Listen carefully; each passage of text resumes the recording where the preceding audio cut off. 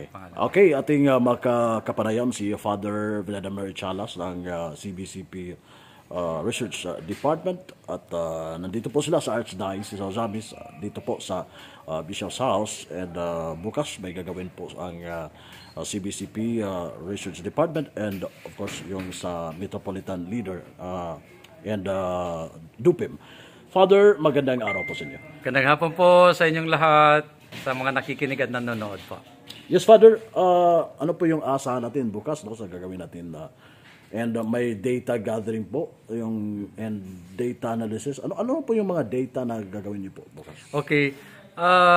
Mga kapatid, kami po ang CBCP Research Office kasama ang UST Research Office ay nagsama at sa pamamagitan ng apruba ng ating mga obispo ng Catholic Bishops' Conference of the Philippines, kami po ay umiikot sa 16 na mga archdioceses around the Philippines. Oo. Para maglakap kami ng mga data para sa synodality. So ang title po ng aming research ay The Lights and Shadows of Catholic Christianity in the Philippines in the lights of towards a synodal church. So yun pa. Okay. So bukas DUPIM yung mga participants natin, no? Hindi lang sa Archdiocese sa Ozamis. And sabi niyo po, lights and shadows, yung data gathering. Ano ba 'yun? Mga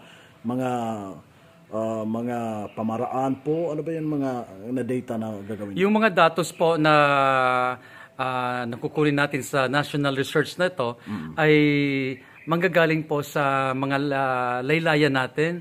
Tatanungin natin yung mga tao natin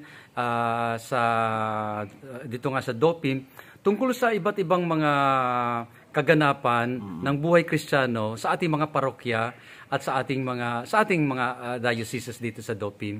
Ang ibig sabihin po nito, tatanungin natin yung mga tao, Katoliko at kahit na hindi Katoliko, ng mga informasyon tungkol kung paano ba isinasabuhay ng mga tao dito sa Archdiocese of Ozamis ang synodality. Kasi ang synodality po ay magtatatlong taon na, tapos sa umuusad na ito, pero nais nating malaman kung hanggang saan na ba nakarating ang synod on synodality dito sa Ozamis. Ibig sabihin hindi lang mga magagandang pangyayari, including na yung mga tatanungin natin yung mga tao natin dito kung may nakita ba silang mga kakulangan at mga dapat na i-improve pa sa synodal process natin. So ano bang yung goal natin dito sa research? Okay. So ang goal ng ating research dito ay maglalakap tayo ng mga data galing sa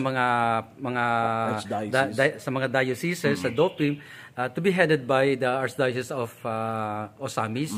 Tapos ang datang ito ay susubmit natin sa CBCP UST Research Team at kami ang mag-i-interpret noon. Para ito yung contribution ng DOPIM sa kung ano ang imahen ng Synodal Church na ngayon sa Pilipinas.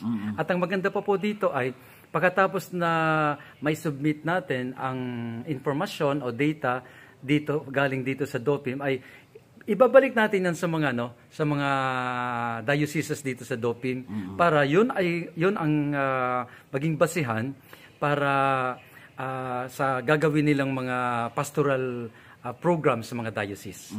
So ibig sabihin makikita dito kung yung diocese or archdiocese ay umunlad ba or yung mga parokyano niya ay nag-decrease pa, ganun. May mga ganong data at yung mga data hindi lang yung pag-improve kundi ano ba masasabi ng mga tao dito tungkol sa synodality ng ating simbahan. Magandang kasi alam niyo po ba na ang ibig sabihin ng synodality ay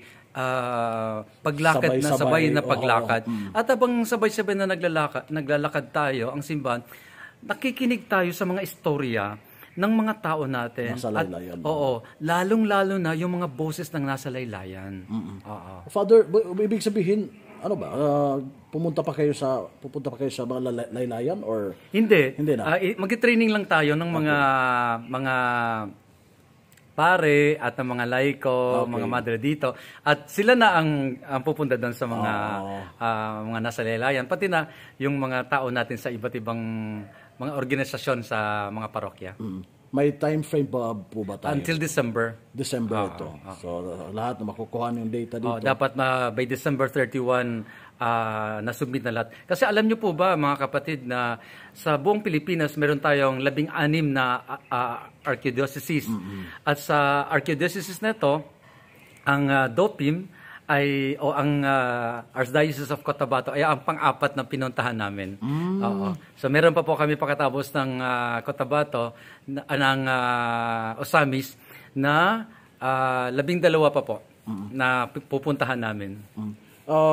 Titingnan niyo po ba including sa data yung mga crucial area or mga possible na delikado ang nasabing lugar, parang ganun, yung mga Kristiyano. Yes, in fact, sa Zamboanga, galing na kaming Zamboanga, galing na kaming Cotabato, doon malakas ang presensya ng mga non-Christians, lalo yung mga Muslim. So, yung interreligious dialogue doon, yung ecumenism, malakas. Kaya papakinggan din natin sila kung ano ang boses ng mga tao, yung mga Muslim, at ng mga ibang mga sekta, para katulong din natin sila sa pagtingin kung ano na ngayon, kung nasaan na ngayon ang synodality sa Pilipinas.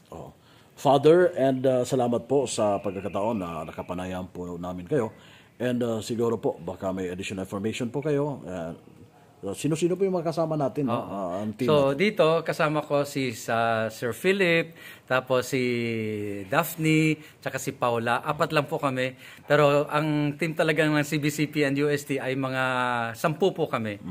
Yung iba, pupunta rin sa ibang archdiocese. Pero bago ko po tapusin itong panayam, nais ko magpasalamat kay Archbishop Martin Humuad sa mainit na pagtanggap po dito sa amin dito sa Archdiocese of Cotabato. So Archbishop Martin Osamis po. Sa Osamis. Sa Archbishop Martin, sa pangalan po ng UST, CBCP Research Team, nais ko po magpasalamat sa inyo po, Archbishop, sa napakagandang pagtanggap po ninyo dito sa amin sa Osamis. Okay, at iba nakakasama si Father Vladimir Echalas po.